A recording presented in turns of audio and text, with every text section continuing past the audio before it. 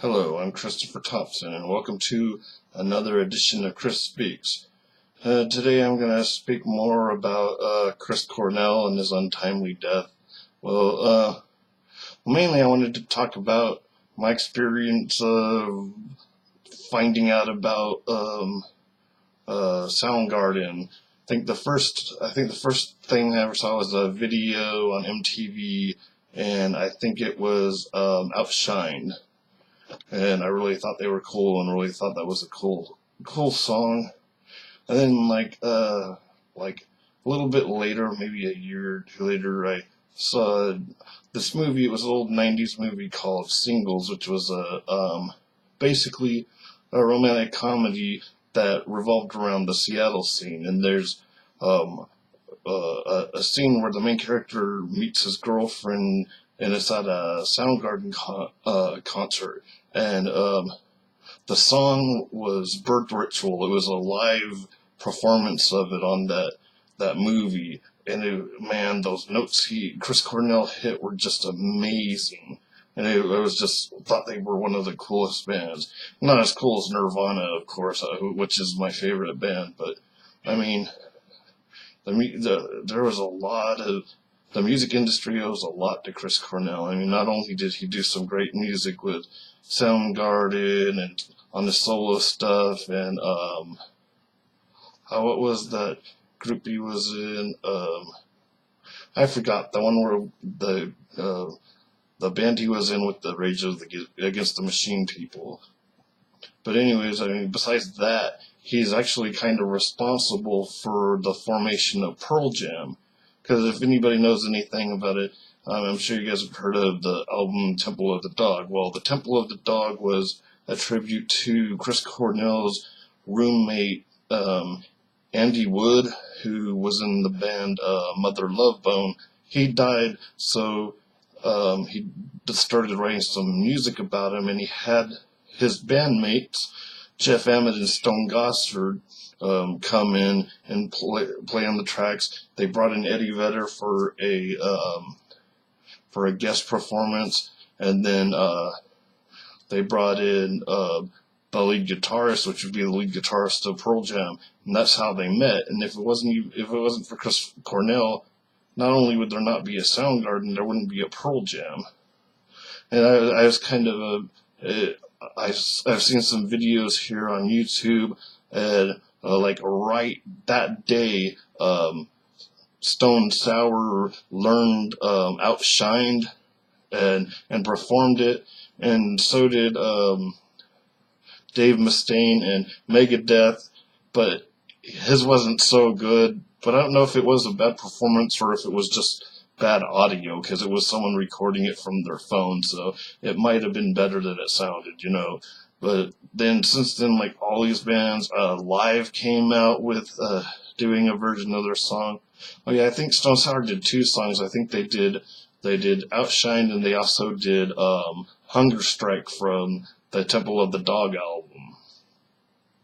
It's just interesting, is he obviously had a lot of friends within the industry, and he seemed to have made a really good impression on him, because a lot of other musicians and other bands are really upset, people who knew him and cared about him, and which is understandable. And even the bands, I mean, there's some fans that have been their fans from the beginning, and people don't realize is that they've been around since the mid 80s, is when I believe it was still in the 80s when they came out with their very first album. So if someone's been a fan from the beginning, they've been a fan of their music for 30 years, which is is about 30 years, maybe give or take a few years.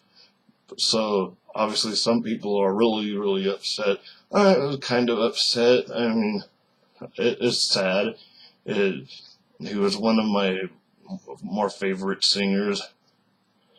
And it's just sad.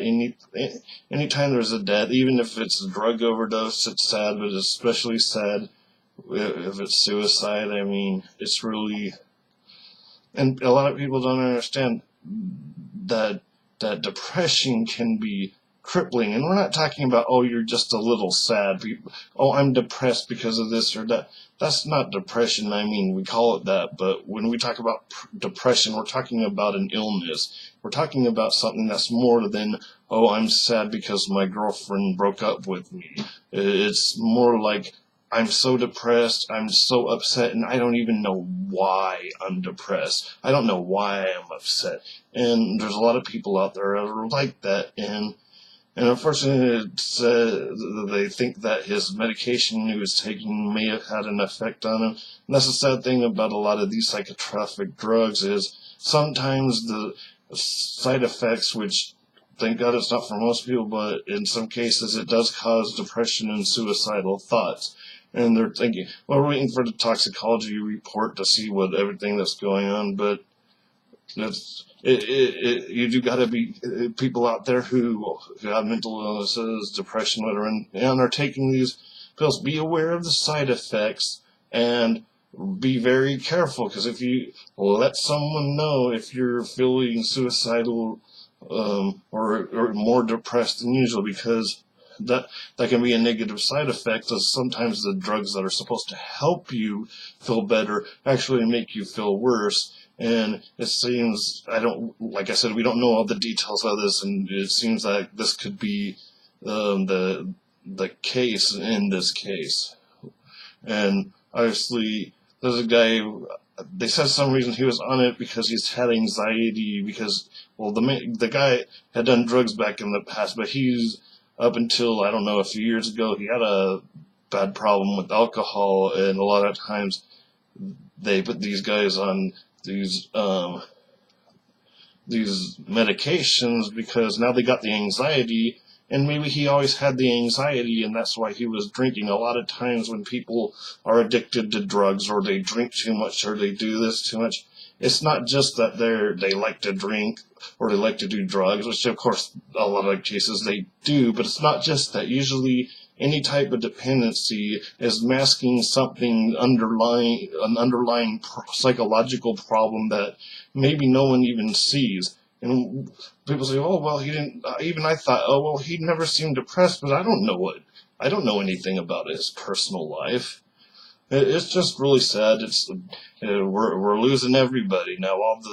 It seems like most of the bands that I liked in high school, their singers have croaked now. I mean, obviously, what was it, 94, we lost Kurt Cobain. A while back when we lost Lane Staley. Well, now Chris Cornell. There's a lot of them, but, well, especially with he's the only Seattle band of that big group that's still around, and I think I said this before, is Pearl Jam, and hopefully Eddie Vedder won't die anytime soon. And I'm waiting to hear from those guys to see if any of them make statements or whatever, and hopefully they'll do some performances of the song, but they're probably not doing anything right now because they were really, really close with Chris Cornell, so they're probably just too upset to even deal with stuff right now, you know. And even as a fan, I'm kind of upset, but it sucks losing friends, and it would really suck knowing that your friend took his own life. And Soundgarden, they were just this unique band. I mean, they were kind of more, they were considered grunge, part of the grunge scene, but they were more on the metal side. And they had a really unique sound, and that's what a lot of people liked about them, is they didn't sound, you knew when you listened to a song in the first couple of bars, you knew it was a Soundgarden song. Anyways, that's all I have to say about Chris Cornell and all that stuff. And hey, man, all you guys out there that are fans, you're feeling bad. Yeah, we're all feeling bad, but we're not feeling as bad as his friends and family. And, you know, it just sucks. Obviously the guy was struggling with some kind of anxiety, depression, whatever, and stuff happens. Well, that's all. I'll see you next time. Hang in there.